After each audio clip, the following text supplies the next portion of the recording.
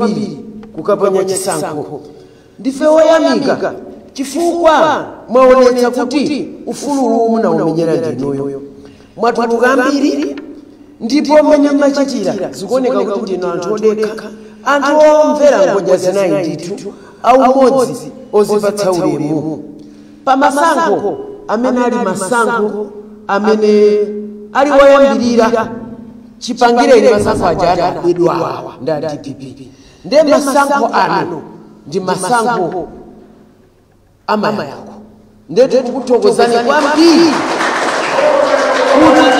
kuti mwatuluka zona zake munatuluka mwabata simumalimbana ndi munthu ndipo mwaonetsa kuti inuyo mumamveradi a president Dr. Lazarus Makathi Chakwera akana kuti tiye tikaponye vote hayi ndithu zimaoneka malaini ambiri analodzaza kuti 6 koloko kuonetsa kuti dziko lino likamayendetsedwa ndi mtsogoleri womvera malamulo mtsogoleri wapamulungu zinthu zimayenda bwino.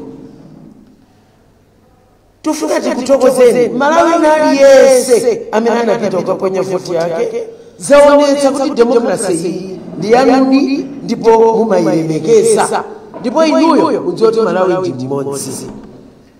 Ife tufuna tikuzeni pano ndife olemba mtima kwambiri Malawi Congress Party kuli konse kumene mukutimva ife ndife okondwa ndipo osangalala ndipo ndife odziwa kuti pa ballot amalawi ayankhula ndipo pa ballot aonetsa kuti amene akumufuna ndi Dr. Lazarus Makathi Chakwera. Siti kukayika ndi pang'ono pomwe kuti tikuwina ndipo tikuwina. Oti pano ngati munaona message imene tinalemba yoti mubwere kuno tinayena okhala follow pano koma enawo ali makomiti okonzekera okalumbiritsa Achakwera. Tukunena pano takonzeka kaya muti mabasi kaya kuti tidzanyamukira kuti moti tinaona kuti ayi utengawo mmodzi wathu woyankhulira chipani atha kupereka koma enawo akukonzeka. Amalawi onse kumene muli kumudzi musataye mtima ifeyo pamene takhala pano tikufuna tikulimbitseni mtima zinthu zili mmene tidanenera palibe chimene chikusokonekera ife ndeni yake akuwina kwa mwambo kwa chisankho chimenechi. Nkhani ina ndimafuna kuti timvetsetsane pano ndiyakuti ife timamvera malamulo ameki. Malamulo ameki amanena kuti tidikire iwowo atiuze kuti wawina ndani. Nde ife tabwera pano kudzakuwuzani kuti ngati mukusaka wowina ndipo wowina sasowa ngakhale mayendedwe ake amaoneka zochitika zake zimaoneka. Mukadzamuona munthu asakutani asakuoneka ngati wina si wina ndi wolephera ameneyoyo. Ife ndife amene tikuwina chisankho ichi ndipo tikuchita kudziwa kuti zathu zikuyenda bwino. Ifeyo takhala pe chifukwa chakuti timakhulupirira ngodya zinayi. President wathu amatsata rule of law tikutsata malamulo a chisankho nkona amationa kukhala pe koma mukafuna kudziwa kuti akuwina ndani ndipo awine ndani lemba mponi Malawi Congress Party motsogozedwa ndi Dr. Lazarus Makathi Chakwera. Message imene tinati utenga umene ulipo ndi apo Amalawi dziko lonse lino ndidanena kuti timenya 70+1 ndikubwereza pano 70+1 akudikirira masomphenya Achakwera akamayamba second term ndipo ndikufuna wa Malawi Congress Party yese akumvera ifetu tikungodikira kulengeza. Tinakuwuzani kuti tikuyembekeza kulengeza ndesi tingasokose asanalengeze koma nkhani yolengezayo tudziwa kuti wolengezedwa kuti wawina ndi Dr. Lazarus Makathi Chakwera ma MP yawo ndiponso ma councillors awo. Ikangopangidwa official announcement nkona tikukuwuzani kuti tili yakali kukonzeka kuti kodi ifeyo tidza panga bwanji.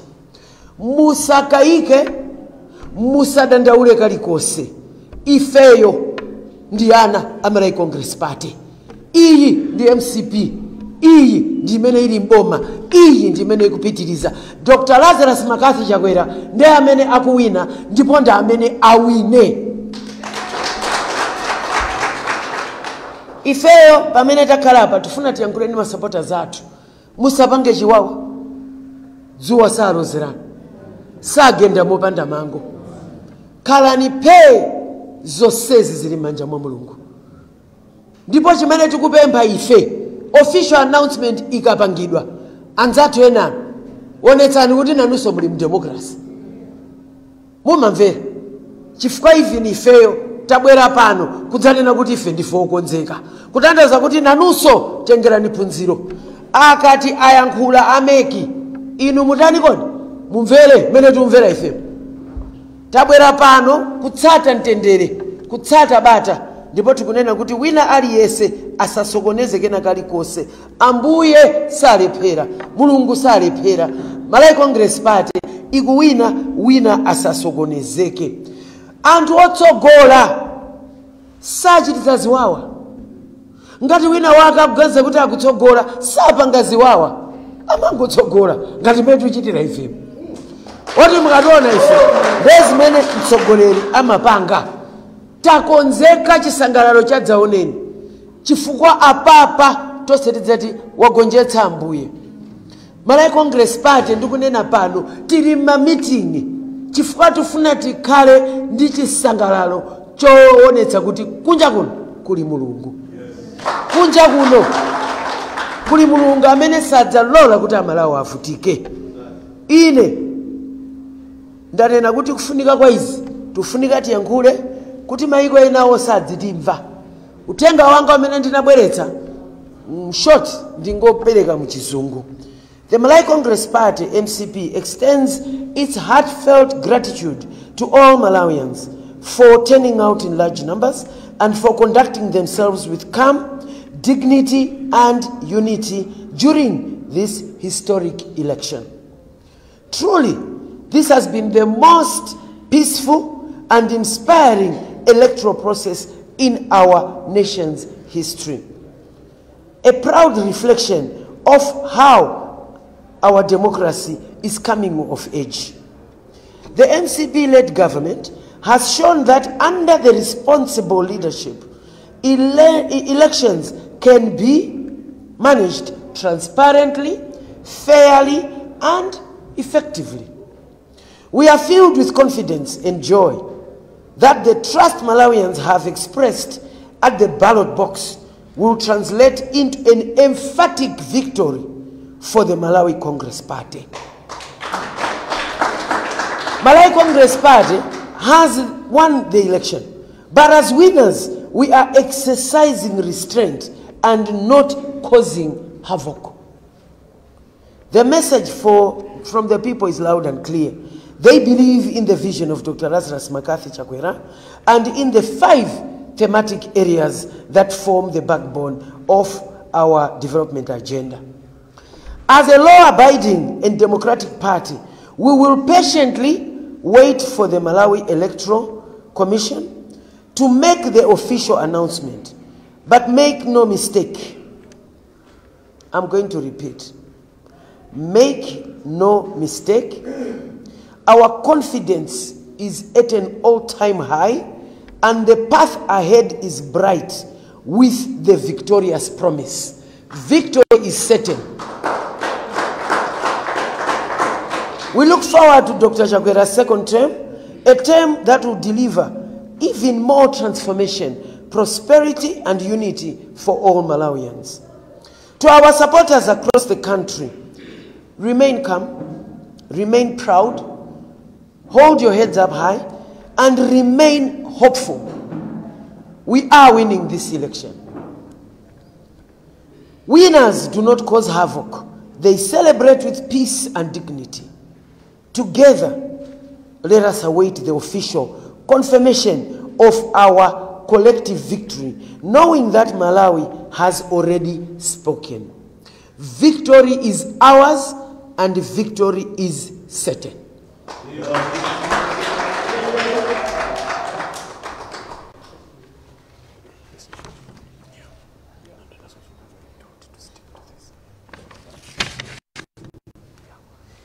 Thank you very much. At this juncture, I will now ask for questions.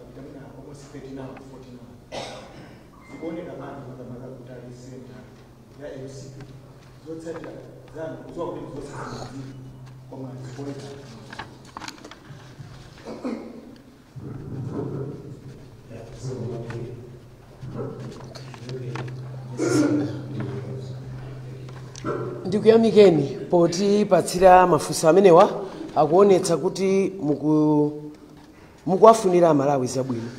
Mafunso osewa atatu ndinene pano kuti Malawi Congress Party sipanga nawo zoyankhula za wanthu amene akuphwanya malamulo a meki. Meki pano sinayankhule. Nde palibe chifukwa choti ife tidziyankhula za anthu ena. Komanso nditsindike pano amene mukuwachula pa wasisaizi yathu. Iwo aja zimene amapanga zawo. Nde ife monga chipani tabwera pano kukuitanana atolankhani kuti 1 tipanga behave motsata malamulo a dziko lino. Pano meki sinayankhule. Nde tisamve zoti kodi mapepala ma figures. What figures? Meki sinayankhuletu. Andi ife pano tabwera kudzanena kuti tiyeni tonse dziko lino titsate malamulo, tinapanga malamulo wandifeyo. Palibe chifukwa choti anthu amene akupanga zo nde ife tipite tidzatsanzira zimene zozo. Tabwera pano tanena kuti monga Malawi Congress Party timakhulupirira rule of law. Tidasayina kuti titsata zimene meki inene. Nde as of now, unless ngati wina wapanga yake meki, koma ngati ili iyi tinadutsa malamulo mwathumu, sina kwane nthawi pano yoti wakuti akuti 20 ayi ife tabwera pano zakuuzani kuti tungodikira kulengeza. We are sure kuti tiwina chifukwa chokuti ife tikupanga zimene amalawi akufuna ndipo amalawi popita ku ballot amafuna munthu amene amamanga mudzi uno ndipo akudziwa chimene akupanga. Nthawi ino ndisakunamizeni Malawi Congress Party ilibe nthawi. We don't even know kuti DPP ndi chani, kaya nkanyama, kaya nkachani. Honestly, we don't care and we don't know. Tilibe ntchito ndi zimene akupanga, kaya aganiza kuti apange chani ndi za size yawo. Ndi ana ang'ono, the only thing they know ndi kumangophwanya malamulo. Ife anthu sadzatitayitsa Yesu. Malamulo tikutsata ife akuti iyankhule meki ndiye tidzayamba kuti mwakuti. Ndiye padakali pano Malawi Congress Party size yathu udakhala mpira ifetu nda champions. Ndi awawa musatibweretsere ti anthu toti tikusewera mipira yomanga ya maplastiki ndikubera kuti anzana kuti sanza athu amene aja amalawi anakana kalekale awakanaso panopo awakana in fact and zochitika zawo musamabwere kumati yeza ife sitivala sapato size imodzi ayi andi mukawauze kuti Malawi Congress Party ikuti yaitanitsa msonkhano kuti mumve izi. Number 1 iwina ndipo ikuwina koma sitikupanga zachibwana chifukwa ife we have a country to protect. Sikuti timangopanga zinthu dziko lonseli likuti yang'ana amene tichitira anda achakwera akutiuza. We are not a desperate party. Ndife chipani kukhazikika chimene chikudziwa zimene chikuchita. So mafunso ngati kodi kwanu mafika za kuti chani hayi sitinafika pamene pokati tikuti tudikira official announcement mudzaone bekesho adzatuluke pamenepo kudzakhala zovuta pamene ndenkhati netabwerera pa tabwerera kudzanena kuti takonzeka koma sitikupanga zolakwika just because wina wake ozungulira mutu akupanga zimenezo. After all anthu awa akugwa okha, they are falling on themselves. Sitipanga zachibwana chifukwa choti ena ake akupanga anine ndikuzeni pano mutabwera udzatsegula pa mtima pangapo.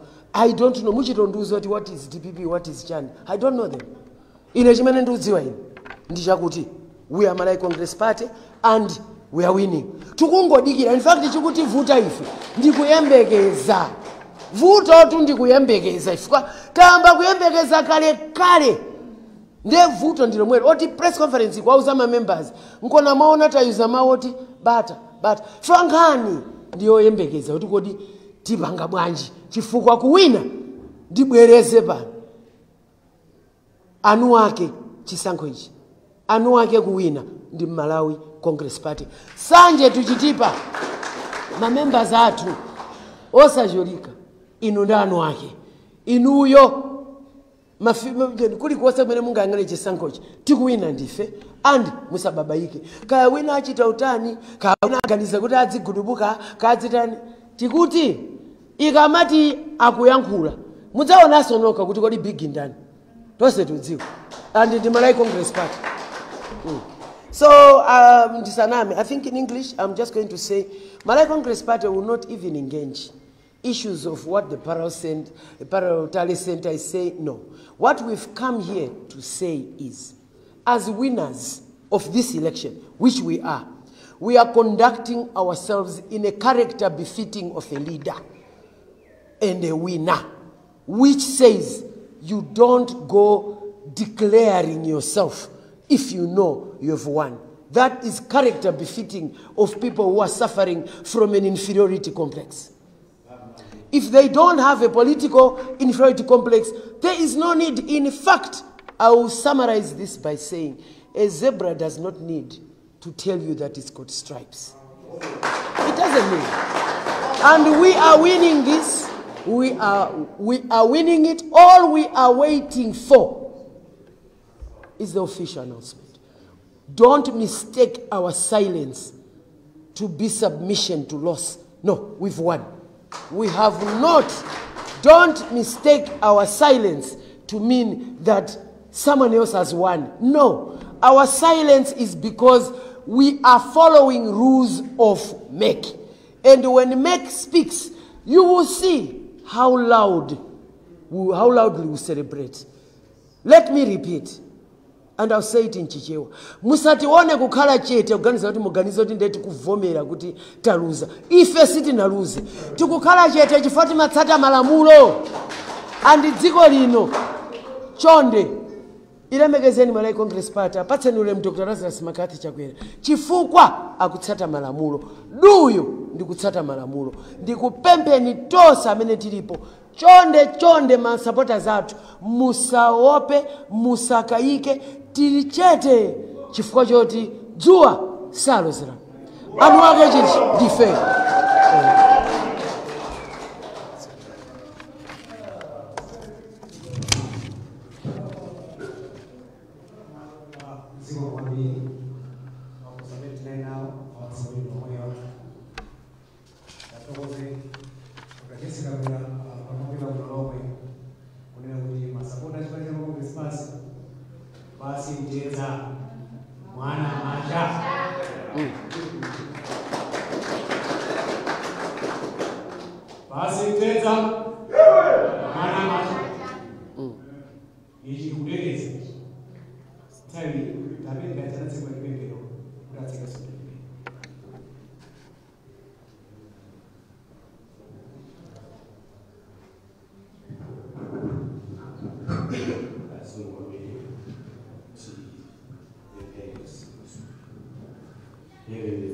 One of the official sponsors for Zokonda Mai Macheza 2025. Sunny Money, life is getting brighter.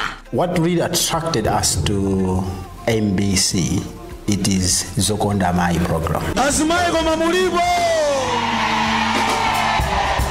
As Sunny Money, we are 100% committed and focused on taking an active role in transforming economic life of women.